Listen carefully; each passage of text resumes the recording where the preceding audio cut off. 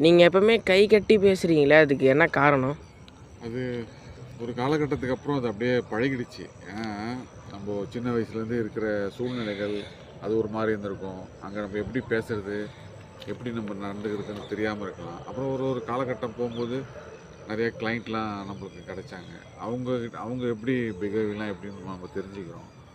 நிறைய விஷயம் இருக்குது. இப்போ நம்ம ஃப்ரெண்ட்ஸுக்குள்ளே பேசிக்கிட்டு இருக்கும்போது, நம்ம பாக்கெட்டில் கையை விட்டுக்கிட்டு, கையை நீட்டி ஏதாவது ஆக்ஷன் பண்ணி நம்ம பேசுவோம்.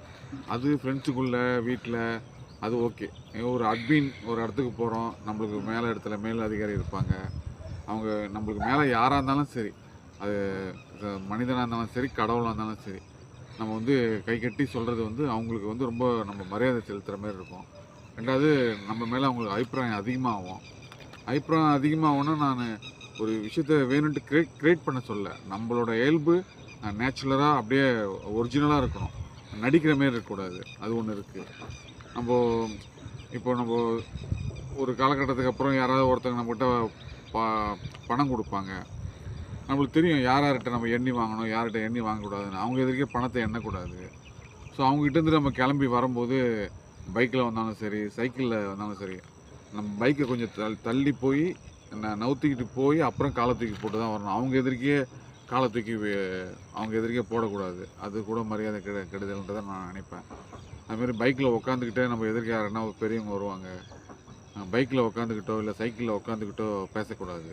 உடனே நம்ம இறங்கி நின்று தான் பதில் சொல்லணும்.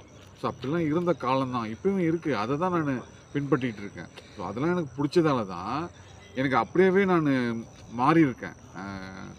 இதில் நம்ம ஒன்றும் வேணுன்ட்டு பண்ணுறோம் நடிப்புன்னு கிடையாது. அது அப்படியே நான் மாறிட்டேன். ஆனால் அது என்னை நல்ல விஷயத்தான் கொண்டு போச்சு. ஸோ நான் அப்படி இருந்து வந்ததால தான் இன்றைக்கி இன்றைக்கி இந்த அளவுக்கு ஸ்டடி நீயும் பூஜாவும் படித்து முடிச்சிருக்கீங்க அப்படின்னா, என்னோட அந்த சில ஒரு காலகட்டத்தில் நான் ஒன்று தெரிஞ்சுக்கிட்டு புரிஞ்சுக்கிட்டு அதுக்கு தகுந்த மாரி நான் நவுத்திட்டு போனது தான் இன்றைக்கி உங்களை ஒரு நிலைமையில் கொண்டு வந்து வச்சுருக்கு. அதுதான் ட்ரூ.